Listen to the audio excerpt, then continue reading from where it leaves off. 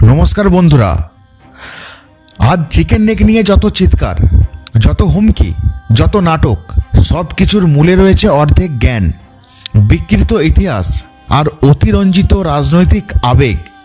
এই করিডরকে ঘিরে চীন, পাকিস্তান, বাংলাদেশের কিছু মহল যেভাবে ভয় দেখাতে চায়, বাস্তবে বিষয়টা তার ঠিক উল্টো।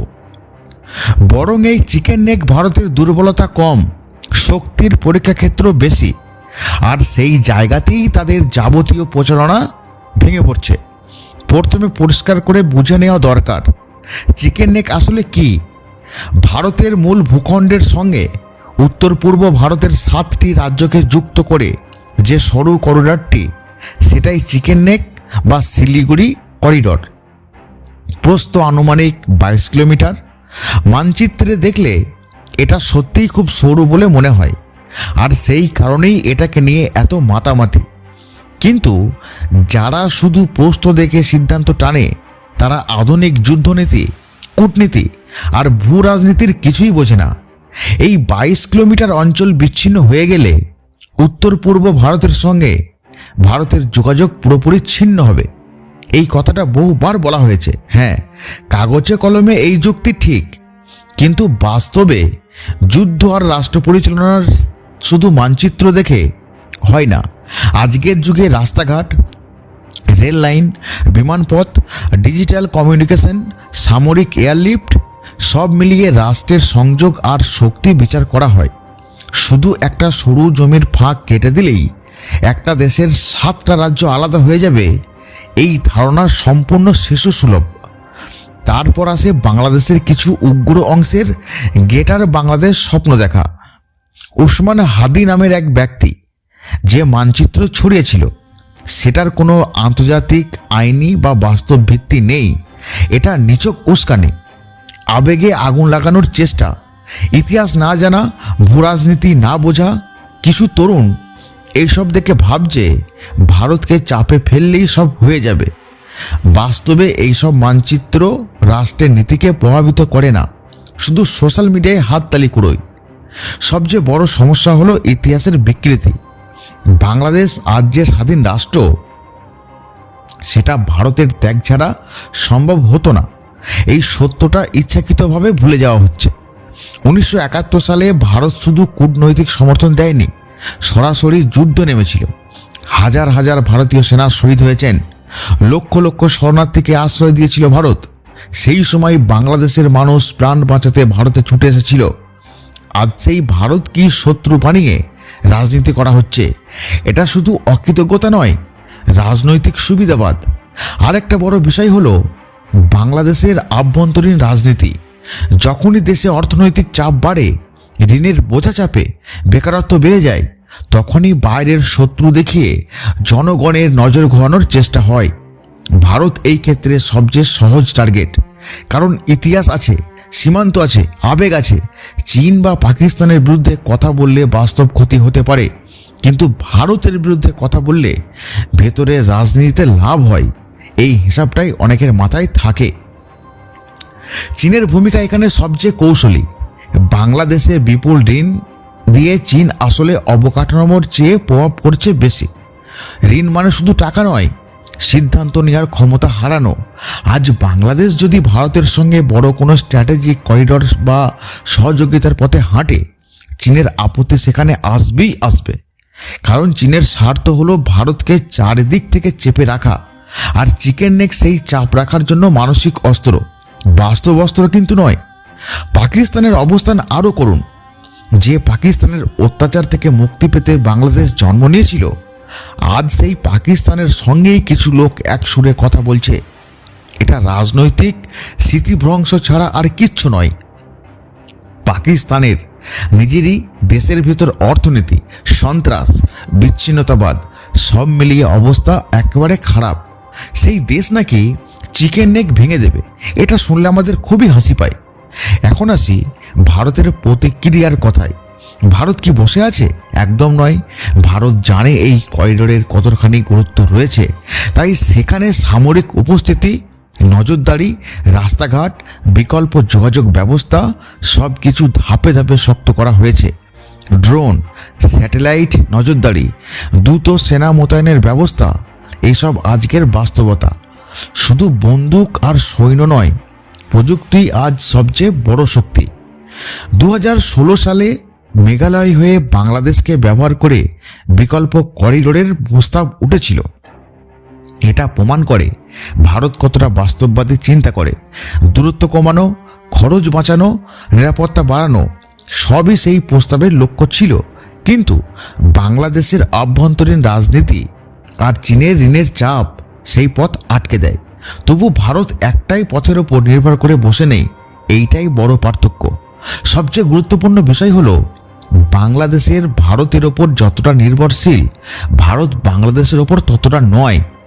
বিদ্যুৎ, বাণিজ্য, ট্রানজিট, চিকিৎসা, শিক্ষাক্ষেত্র বহু ক্ষেত্রেই বাংলাদেশ ভারতের সহায়তায় এগিয়ে আছে। ভারত চাইলে একদিনে চাপ তৈরি করতে পারে, কিন্তু করে না, কারণ ভারত অঞ্চলকে ভালো রাখতে চায়, বিশৃঙ্খলা নয়। চিকেন নেক নিয়ে যত হুমকি, আসলে ততটাই রাজনৈতিক শব্দবাজি, বাস্তব কেউ জানে না। এই করিডোরে হাত দিলে শুধু ভারত নয়, পুরো দক্ষিণ এশিয়া অস্থির হয়ে উঠবে। যুদ্ধ, অর্থনৈতিক বিপর্যয়, আন্তর্জাতিক হস্তক্ষেপ সব কিছুর ঝুঁকি আছে। এই ঝুঁকি নেওয়ার ক্ষমতা বা সাহস চীন, পাকিস্তান, বাংলাদেশ কারণ নেই, তাদের শুধু মুখে বুলি আছে। শেষ কথা একটাই, চিকেন নেক ভারতের জন্য কোনো আতঙ্ক নয়, বরং ভারতের ধৈর্য আর শক্তির পরীক্ষা। যত বেশি এটা নিয়ে চিৎকার হবে, তত বেশি ভারত এই অঞ্চলকে শক্ত করবে। ইতিহাস বলে ভারত চুপচাপ কাজ করে হুমকি দেয় না, আর যারা মানচিত্র এঁকে স্বপ্ন দেখছে তারা একদিন বাস্তবতার ধাক্কা বুঝবে। রাষ্ট্র পরিচালনা স্লোগানে হয় না, শক্তি আর বুদ্ধিতে হয়। যাই বলুন না কেন, সব কথা ঘুরে এসে সেই এক জায়গাতেই দাঁড়ায়।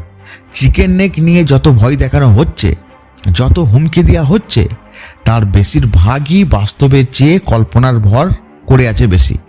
এই করিডোর ভারতের মানচিত্রে যেমন সরু দেখায়, বাস্তব শক্তির বিচারে ততটা দুর্বল নয়, বরং এই জায়গাটাই আজ দক্ষিণ এশিয়ার ভূরাজনীতির এক গুরুত্বপূর্ণ স্নায়ুকেন্দ্র, যেখানে চাপ দিলে শুধু ভারত নয়, চাপ দাতারাও নিজেরাও বিপদে পড়বে। চিকেন নেক আসলে ভারতের ধৈর্য, দূরদর্শিতা আর কৌশলগত ক্ষমতার পরীক্ষা। যারা এটাকে ভারতের সবচেয়ে বড় দুর্বলতা বলে প্রচার করে, তারা ইচ্ছাকৃতভাবে আধুনিক রাষ্ট্রের শক্তির সংজ্ঞাটাই ভুলে যায়। আজ শক্তি মানে শুধু জমির প্রস্থ নয়, শক্তি মানে অর্থনীতি, কূটনীতি, প্রযুক্তি, সামরিক সক্ষমতা আর আন্তর্জাতিক গ্রহণযোগ্যতা। এইসব কটি ক্ষেত্রেই ভারত কয়েক দশকে এমন জায়গায় পৌঁছেছে যেখানে একটা সরু করিডোর কেটে দিলেই রাষ্ট্র ভেঙে পড়বে। এই ধারণা সম্পূর্ণ ভিত্তিহীন, অবাস্তব, কোনো ভিত্তি নেই বাস্তবে।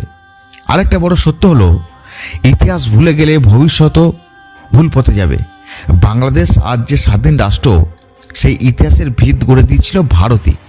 1971 সালের যুদ্ধ শুধু দুই দেশের নয়, মানবতার পক্ষে একটা অবস্থান ছিল। সেই ত্যাগকে অস্বীকার করে আজ যারা ভারত বিরোধী স্লোগান তুলছে, তারা আসলে নিজেদের শিকড়কেই অস্বীকার করছে। এই ধরনের রাজনীতি ক্ষণস্থায়ী লাভ দিলেও দীর্ঘমেয়াদে দেশের ক্ষতি করে। চীন এবং পাকিস্তানের ভূমিকা এখানে স্পষ্ট। চীনের লক্ষ্য প্রভাব বাড়ানো, আর পাকিস্তানের লক্ষ্য ভারতের বিরোধিতা। এই দুই লক্ষ্য এক জায়গায় মিলেছে বলেই চিকেন নেক নিয়ে এত কথা। কিন্তু বাস্তবে এই দুই দেশেরই নিজেদের ভিতরের সমস্যা এত গভীর যে তারা দীর্ঘমেয়াদী সংঘাতে যাওয়াই অবস্থায় নেই। আর বাংলাদেশ যদি এই দুই শক্তির দাবার ঘুঁটি হয়ে যায়, তাহলে তার সবচেয়ে বড় ক্ষতি হবে বাংলাদেশেরই। ভারতের দিক থেকে দেখলে একটা বিষয় পরিষ্কার, ভারত প্রতিক্রিয়ায় নয়, পরিকল্পনায় বিশ্বাস করে। হুমকির জবাব হুমকি দিয়ে নয়, প্রস্তুতি দিয়ে দেয়।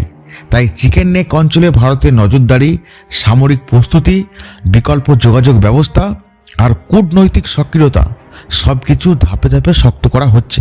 ভারত জানে, আর চুপ থাকা মানেই দুর্বলতা নয়, অনেক সময় চুপ থাকা মানেই গভীর একটা প্রস্তুতি। বাংলাদেশের জন্যেও এখানেই বড় শিক্ষা আছে। ভারতের সঙ্গে সংঘাতে যাওয়া নয়, সহযোগিতাই তার উন্নতির পথ। ভৌগোলিক বাস্তবতা কখনো বদলানো যায় না। ভারত পাশের দেশ, পাশেই থাকবে বিদ্যুৎ, বাণিজ্য, চিকিৎসা, শিক্ষা, কর্মসংস্থান। এই সব ক্ষেত্রে ভারতের সঙ্গে সুসম্পর্ক ছাড়া বাংলাদেশের কোনো লাভই নেই। আবেগে রাজনীতি সাময়িক হাততালি এনে দিতে পারে, কিন্তু ক্ষুধা, বেকারত্ব আর ঋণের বোঝা কখনোই কমাতে পারে না। সবচেয়ে গুরুত্বপূর্ণ বিষয় হলো, চিকেন নেক নিয়ে যে অতিরঞ্জিত আতঙ্ক তৈরি করা হচ্ছে তা আসলে জনমত ঘোরানোর কৌশল। বাস্তব সমস্যার সমাধান না করে বাইরের শত্রু দেখানো বহু পুরনো রাজনৈতিক অস্ত্র। কিন্তু ইতিহাস সাক্ষী, এই অস্ত্র একসময় ভোঁতা হয়ে যায়। তখন মানুষ প্রশ্ন করে, হিসাব চাই, বাস্তব ফল দেখতে চায়। শেষ পর্যন্ত বলা যায়, চিকেন নেক ভারতের দুর্বলতার জায়গা নয়, বরং ভারতের আত্মবিশ্বাসের প্রতীক। যত বেশি চাপ আসবে ততই এই অঞ্চল আরও সুরক্ষিত, আরও শক্তিশালী হয়ে উঠবে। মানচিত্রে দাগ কেটে রাষ্ট্র ভাঙা যায় না, রাষ্ট্র ভাঙে ভিতর থেকে। আর ভারতের ভিতর সেই ভাঙনের জায়গা নেই, এটাই সবচেয়ে বাস্তবতা। বাংলাদেশের জন্য বলা হয়, বাংলাদেশ শুধুমাত্র পাকিস্তান, চীন এবং তার সহযোগী কয়েকটা রাষ্ট্রের ওপর ভিত্তি করে ভারতের পিছনে তারা লাগে।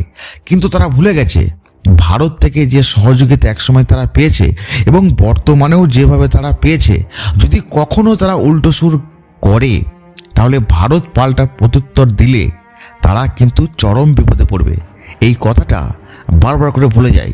বর্তমানে ইউনূস সরকার যেভাবে তার দেশ চালাচ্ছে, বিশ্ব রাজনীতিতে এটা অবাক করা কাণ্ড। খুব ভালো অবস্থায় তার দেশ নেই। বিশেষ করে হাসিনা সরকারের পতনের পর থেকে বাংলাদেশে একটার পর একটা দুর্ঘটনা লেগেই রয়েছে। তাদের দেশ এখনো পর্যন্ত সংগঠিত হয়নি, বেকারত্ব বেড়ে যাচ্ছে, চারিদিকে আন্দোলন।